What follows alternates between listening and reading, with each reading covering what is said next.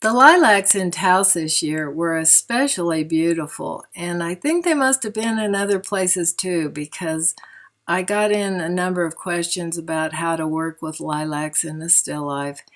And one person had gone to my website looking for some examples of how I've painted them, how I've handled working with lilacs in my compositions, and wasn't able to find any.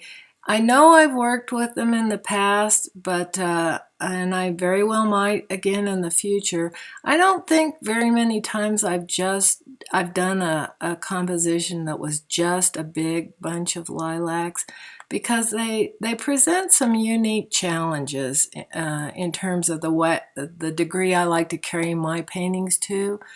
So it's all going to depend on how you want to how far you want to carry the detail and how broadly you like to work.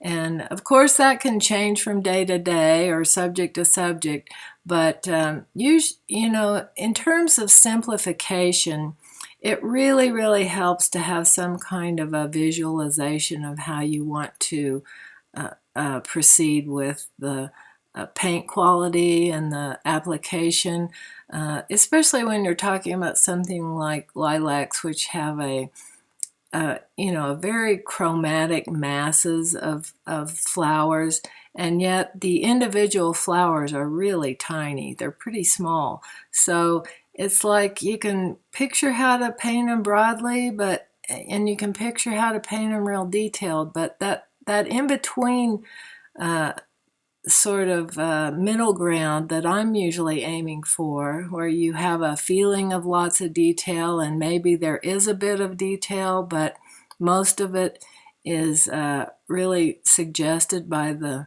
mass of light and shadow.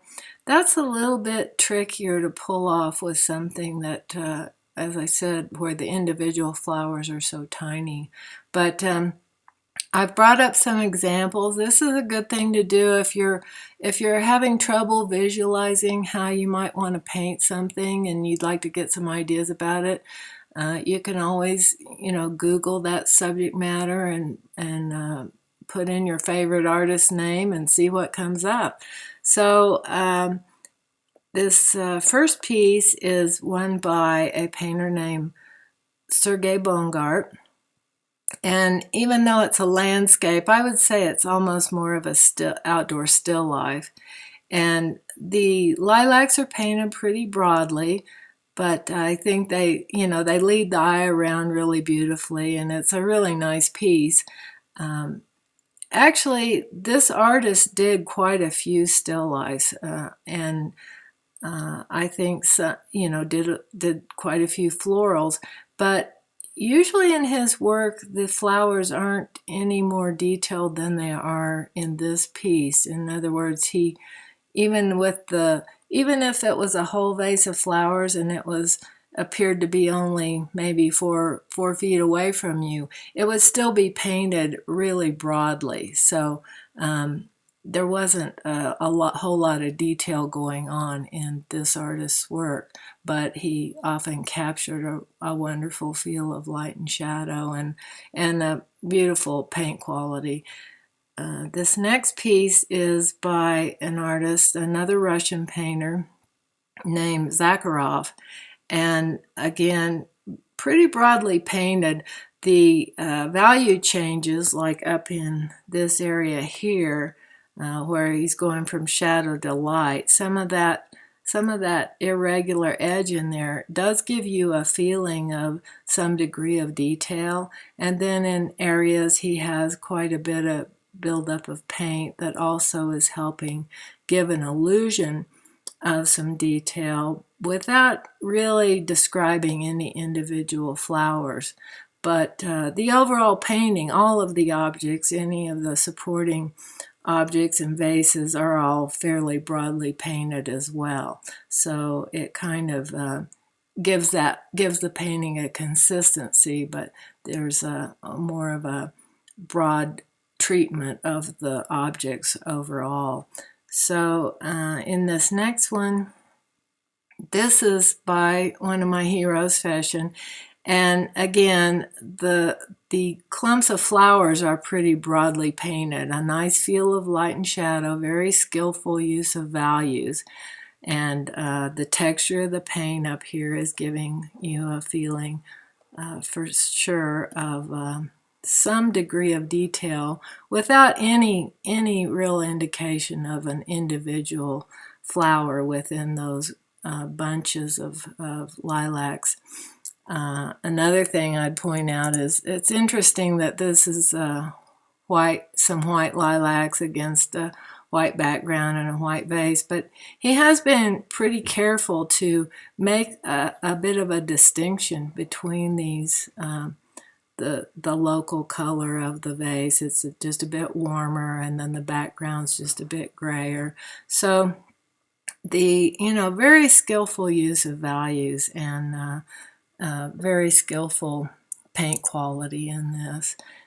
It's not, I would say it's not as detailed as a lot of his work is. A lot of pieces, the portraits and the other still lifes, you'll often have a little bit more definition in the paintings.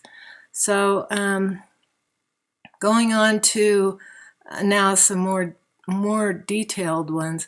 Those were all 3 examples of lilacs that were very broadly painted, I would say. But this one is by Latour and much more of a feeling of detail. Again, a white background, which I would say is a little bit unusual for him. I don't know how accurate this reproduction is, but I can't recall too many paintings by him that have this light of a background.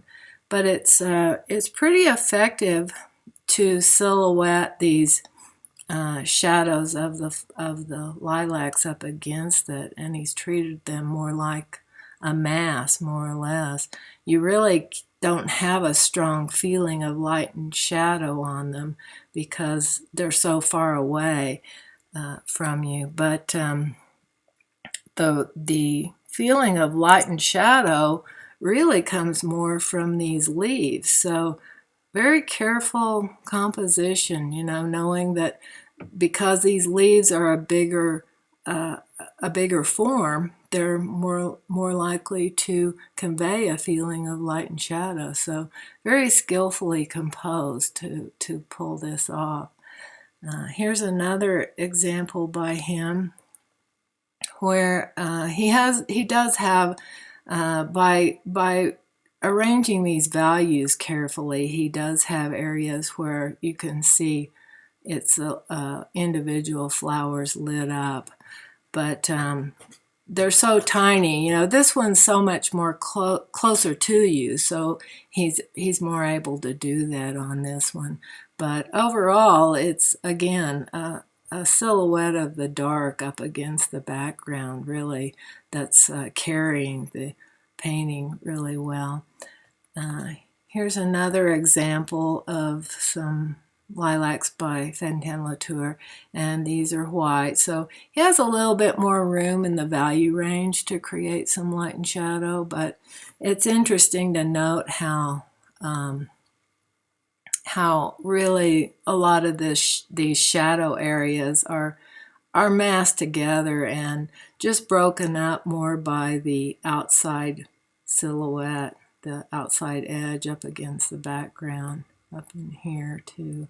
So a few individual petals, not all over, but in certain areas that kind of convey a stronger feeling of depth and light in those particular areas.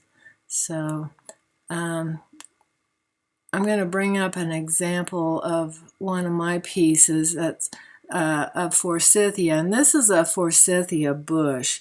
So you can see what an intense yellow they are, and they come out in the spring. The individual flowers on these are quite a bit bigger than a lilac. So up close, up really close, they're easier to work with, and far away, even this, it looks like it'd be a little bit of a challenge to try to simplify that in a landscape to me. But when you bring them inside and you have a big bouquet of them up close, trying to get a feeling of depth and light on forms this small is, and yellow against yellow, a lot of times it's just really a bit of a overwhelming task.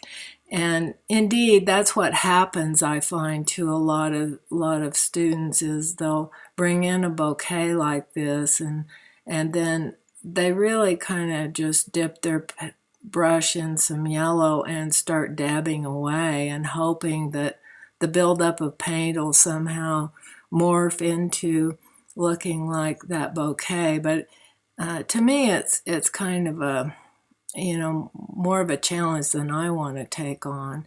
So this is an example of a way that I might handle a small flower, and this is a fairly small painting, so the flowers themselves will show up in this. Even an individual flower is going to show up on a painting this size, and I've used them almost more like confetti, where they are a part, or this one in particular here is a part of the center of interest, and definitely helping to pull the eye into this whole area here.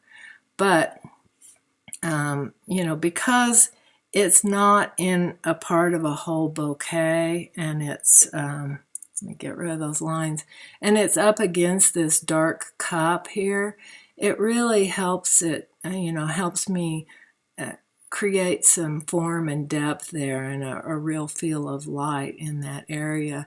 And then other areas where I want it to stay as more of a mass, it's kind of just moving into shadow, or like up in here where I have them silhouetted out against some areas of yellow in the background, so that the contrast isn't as intense up there.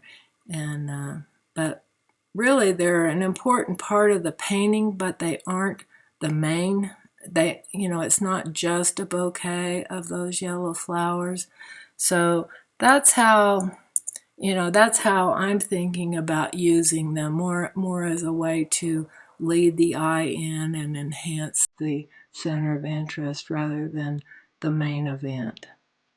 My name is Laura Robb, and I've been a professional artist for over 40 years. I first began taking art classes in Tulsa, Oklahoma while still in high school, and later moved to New York City to study art. My work has been featured a number of times over the years in publications such as Art of the West, The Artist Magazine, and Southwest Art, to name a few. For nearly 40 years, I have continuously been exhibiting my paintings in galleries, museums, and national shows. My teaching career spans several decades, and in this online course, I will show you the methods that experience has taught me work well to get information across to students. When conducting a workshop, I have two main goals. One is to help the students sharpen their ability to observe from an artist's point of view, something we are all continuously trying to improve on. These seeing skills are essential to every aspect of painting, from the relationships of values, color, shapes, and edges, to composition and creating a center of interest.